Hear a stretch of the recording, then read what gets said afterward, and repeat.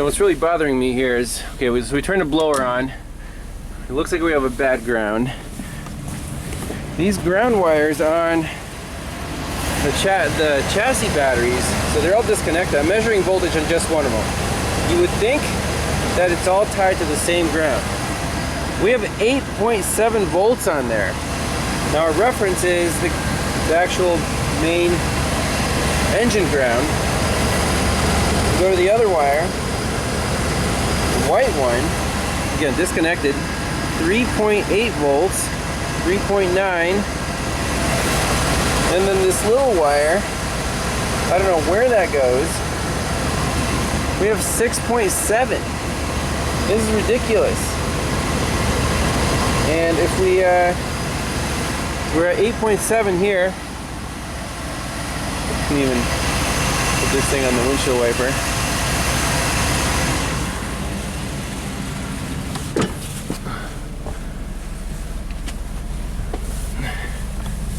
You see the number?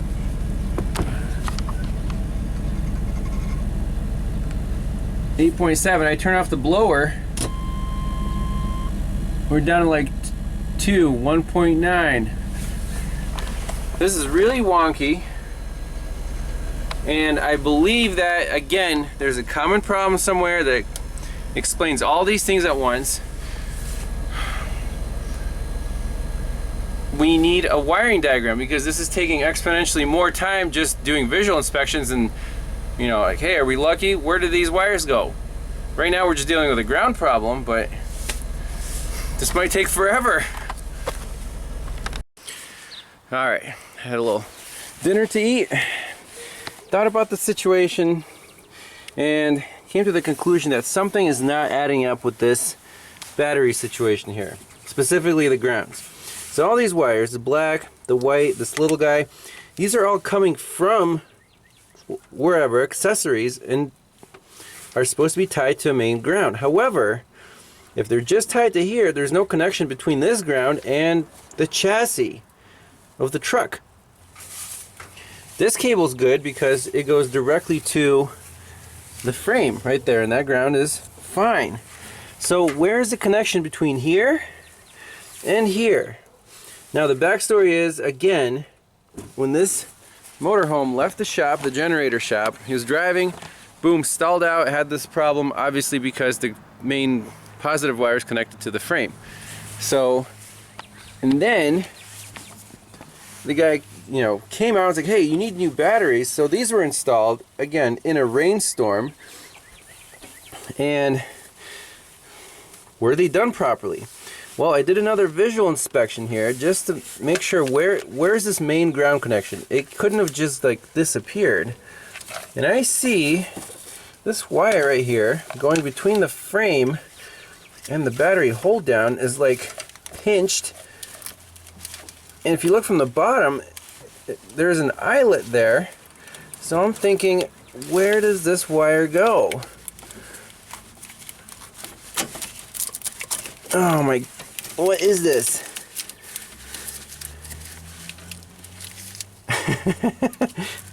Okay.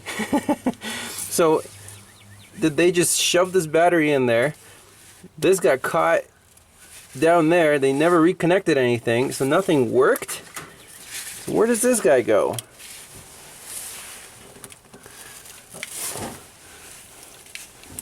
I want to know where. It comes here. Is it one of these main ground cables? I think it might be. We can easily check that with a test light.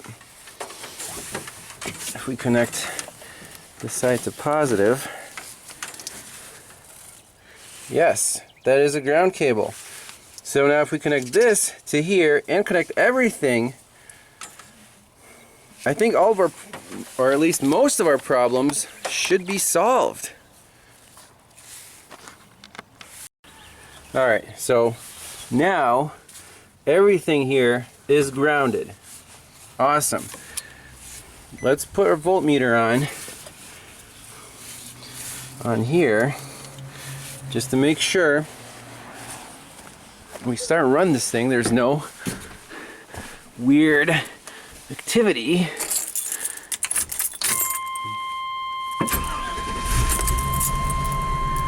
Okay, turn our blower on. Oh yeah, blower works a lot better. Our turn signals aren't going crazy. Generator. Yes, that works. Our jacks are on. Oh yeah, I love it.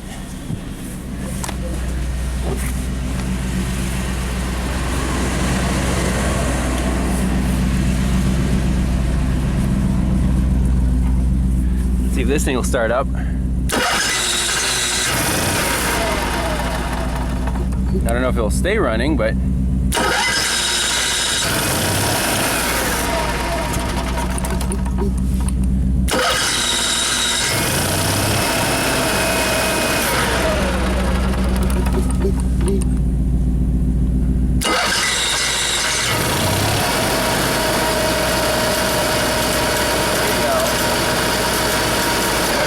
better and better.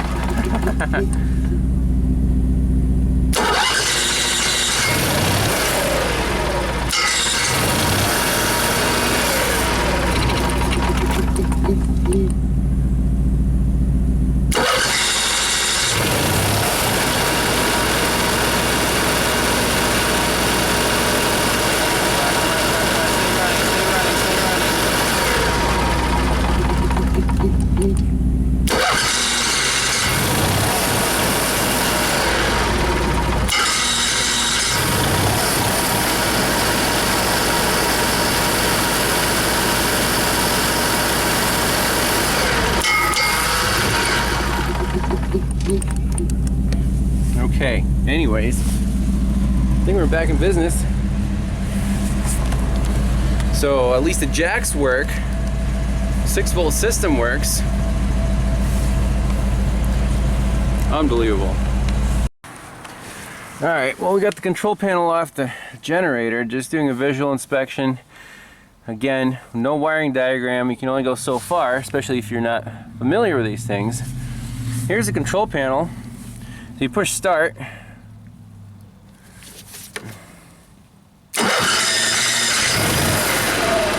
Fires up, and as soon as you let go, it stalls out. The control panel here on the back side has some dust on it, and this stink bug that's like welded on somehow. I don't know if that's probably not cause for the malfunction, but I want to get this control panel off and see why this switch is misbehaving. So start.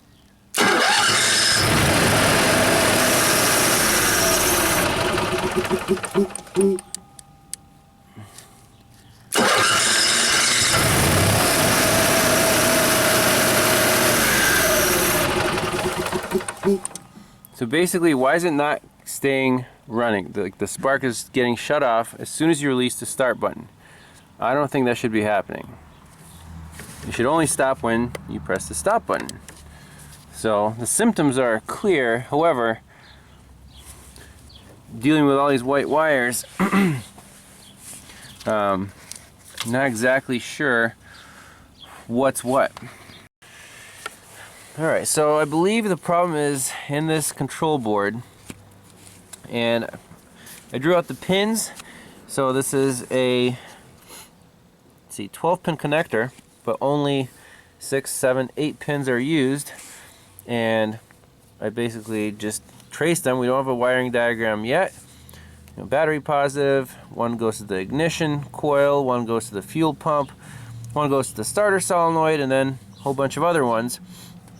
And this thing keeps running when the start button is depressed. It runs fine, RPMs are stable, and if you keep holding the starter button and unhook the feed to the starter solenoid, this thing can run all day long. But when you release the starter, something doesn't stay latched and it just shuts off.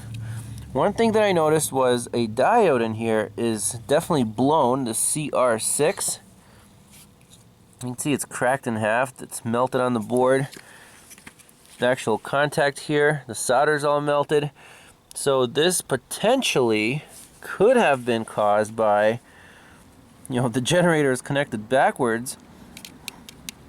Not good. Current could flow reverse through this board and blow something. So the most reliable thing would be to get a new board.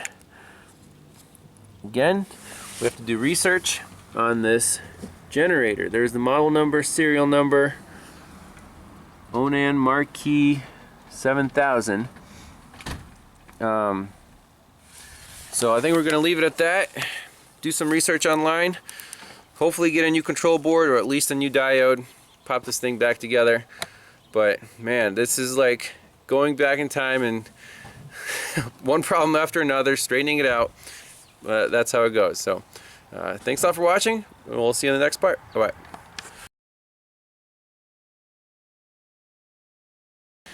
Well, bonus footage just for reference. This is where the fire was. This is the back of the refrigerator. And this is crazy. So you can see the ground pin and the outlet's completely burned out. There's the cord. Melted. It melted the entire cord going to this board.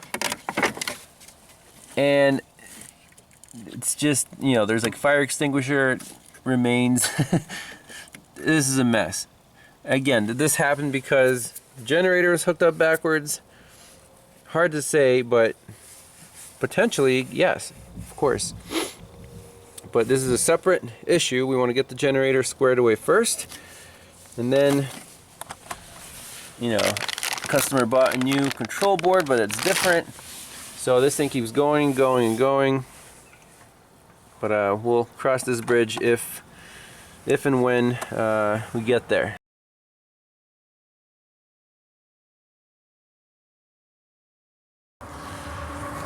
So after messing around with the motorhome, the owner said, hey, I also have a Mercedes here. It's a lawn ornament. After it sat for a while, the battery went dead. He replaced the battery. Now it's a crank no start.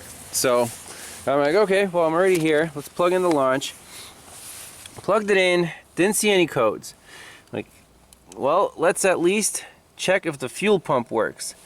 Here's our active test for the fuel pump. And you know, the relay, fuel pump relay lives down here. And you click it on, it clicks, but there's no fuel pump action whatsoever.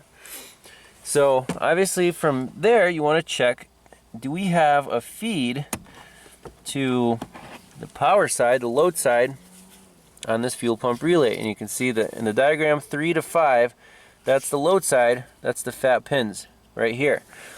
So plug in our Tesla adapter leads in here,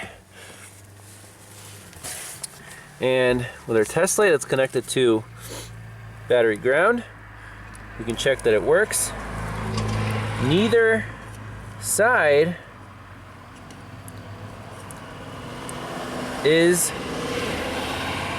powered up.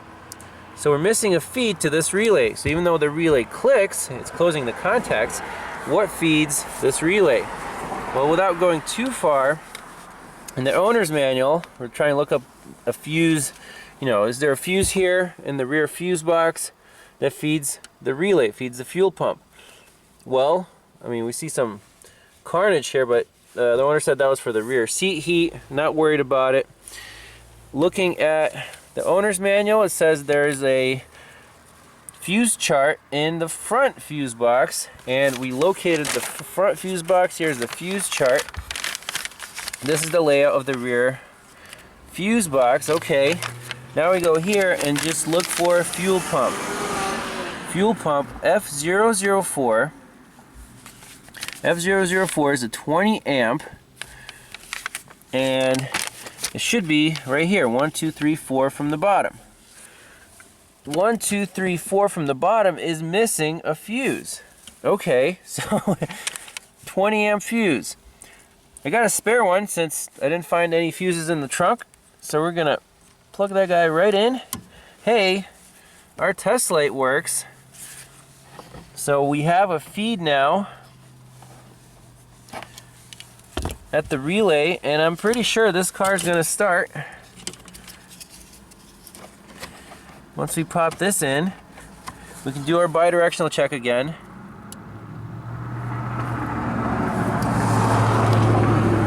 Do we hear the fuel pump? It's kind of noisy on the street.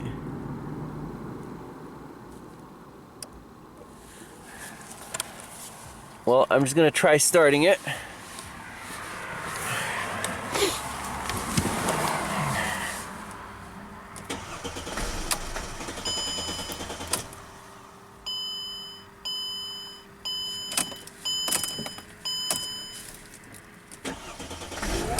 Woo!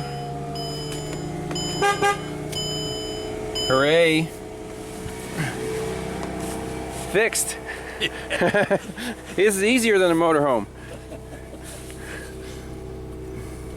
So no one knows where that fuse went, but we got it replaced, and now Mercedes runs. So hey, bonus Diag.